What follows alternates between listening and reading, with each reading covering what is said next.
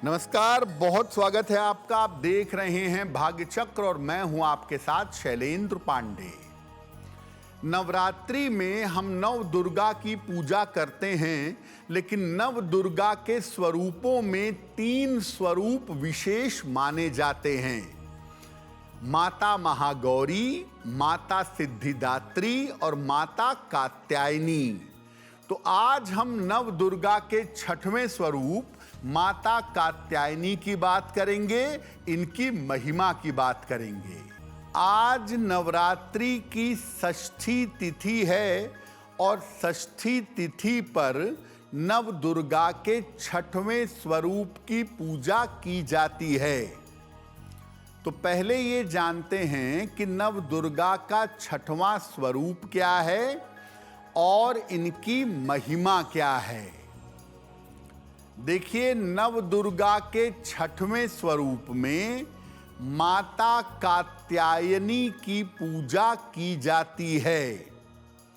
माता कात्यायनी का प्राकट्य या इनका जन्म कात्यायन ऋषि के घर हुआ था, इसीलिए इनको कात्यायनी कहा जाता है।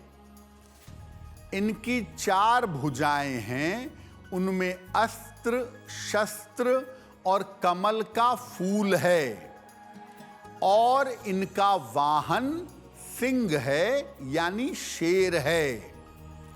माता कात्यायनी ब्रजमंडल की अधिष्ठात्री देवी हैं और ऐसा माना जाता है कि गोपिकाओं ने भगवान कृष्ण की प्राप्ति के लिए माता कात्यायनी की पूजा की थी और आज भी ब्रज क्षेत्र में माता कात्यायनी की अलग से पूजा की जाती है।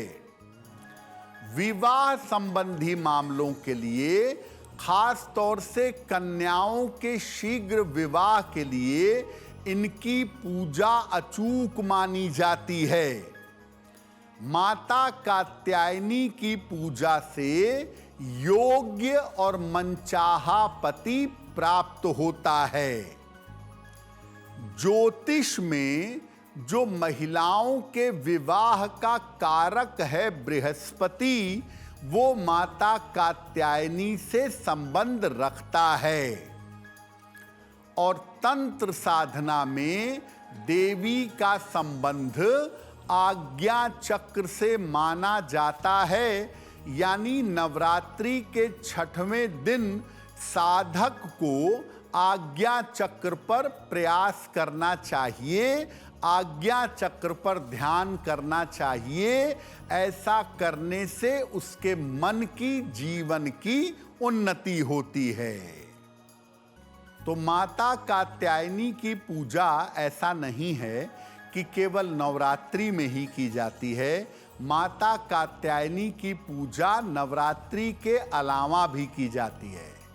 तो माता कात्यायनी की पूजा से किस तरह की मनोकामना पूरी होती है? कन्याओं के विवाह के लिए माता कात्यायनी की पूजा अद्भुत मानी जाती है और नवरात्रि के अलावा भी बालिकाएं शीघ्र विवाह के लिए माता कात्यायनी की पूजा करती हैं। मन चाहे विवाह के लिए और प्रेम विवाह के लिए भी इनकी उपासना की जाती है। वैवाहिक जीवन में सुधार के लिए, वैवाहिक जीवन को बेहतर करने के लिए महिलाएं इनकी पूजा करती हैं, जो शुभ होता है। अगर आपकी कुंडली में विवाह के योग कमजोर हैं और आप माता कात्यायनी की पूजा करते हैं तो आपका विवाह शीघ्र हो जाता है। वैसे ज़्यादातर ये जान लीजिए कि कुंवारी कन्याओं के लिए या जिन बालिकाओं का विवाह नहीं हो पा रहा है, उनके लिए माता कात्यायनी की पूजा ज़्यादा शुभ होती है। तो माँ कात्यायनी की महिमा बहुत है और अगर आप नवरात्रि में पूजा करें छठवें दिन माँ कात्यायनी की, तो आपको बड़े सारे शुभ फल प्राप्त होंगे। तो चाहे नवरात्रि हो या नवरात्रि के अलावा हो, माँ कात्यायनी की पूजा कैसे करेंगे? गोधूलि वेला के समय, यानी लगभग जब सूर्यास्त हो रहा हो, उस समय माँ कात्यायनी की पूजा करना श्रेष्ठ है। तो गोधूलि वेला के समय पीले या लाल वस्त्र धारण करके इनकी पूजा करें। इनको पीले फूल, पीली मिठाई अर्पित करें, पीली चुनरी पहनाएं और इनको शहद अर्पित करना विशेष शुभ होता है। माता को अगर आप सुगंधित फूल अर्पित करें, खास तौर से गुलाब या गेंदे का, तो शीघ्र विवाह के योग बनेंगे और प्रेम संबंधी बाधाएं दूर होंगी। इसके बाद माता के सामने उनके मंत्रों का जप करिए। अगर आप महिला हैं तो आप शीघ्र विवाह के लिए जपिएगा कात्यायनी महामाये महायोगिन्यधीश्वरी नंद गोप सुतम देवी पति में कुरुते नमः। और अगर आप पुरुष हैं, शीघ्र विवाह चाहते हैं, माता कात्यायनी की कृपा चाहते हैं, तो ओम कात्यायनी दैव्ये नमः इस मंत्र का जप करिएगा, लाभ होगा। अब ये जानते हैं कि शीघ्र विवाह के लिए बालिकाएं मां कात्यायनी की पूजा कैसे करेंगी। आज षष्ठी तिथि है, तो आज ये उपाय जरूर कर लीजिएगा जिन बालिकाओं का विवाह नहीं हो पा रहा है। गोधूलि वेला में लगभग सूर्यास्त के समय में पीले वस्त्र धारण करिए। मां के सामने घी का एक दीपक जलाइए और मां को पीले फूल अर्पित करिएगा। इसके बाद 3 गांठ हल्दी की माता को अर्पित करिएगा और इसके बाद माता कात्यायनी के मंत्र का 3 माला या 11 माला जप करिएगा।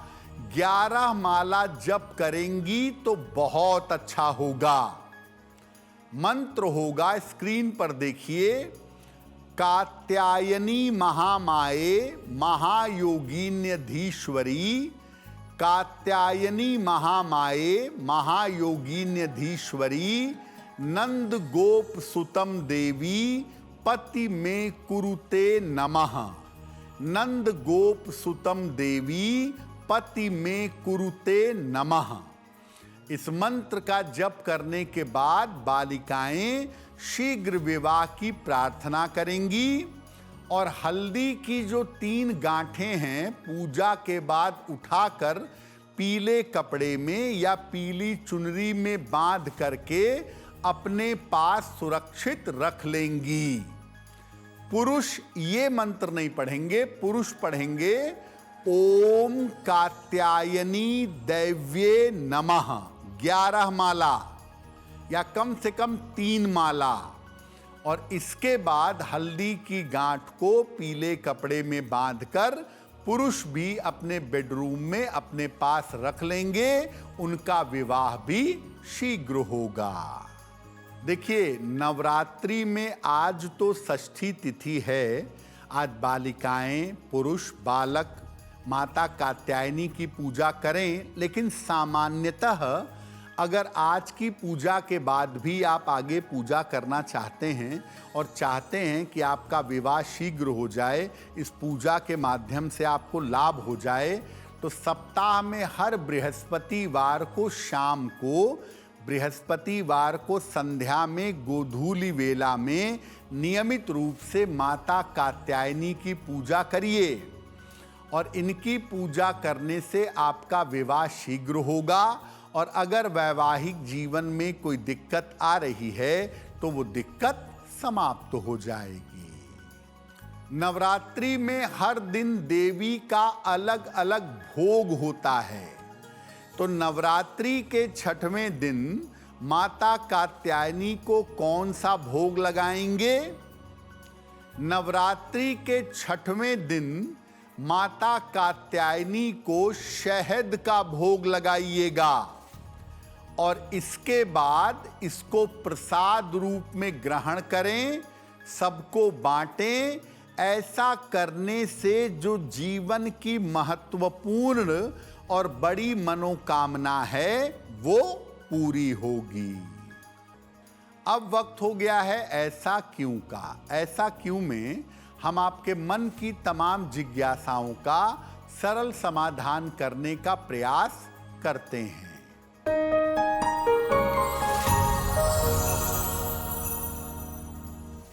अगर किसी ने नवरात्रि में अपने घर में 9 दिन का अखंड दीपक जलाया है तो क्या वो बीच में कहीं बाहर जा सकता है, अपना घर छोड़ के कहीं और जा सकता है या नहीं जा सकता?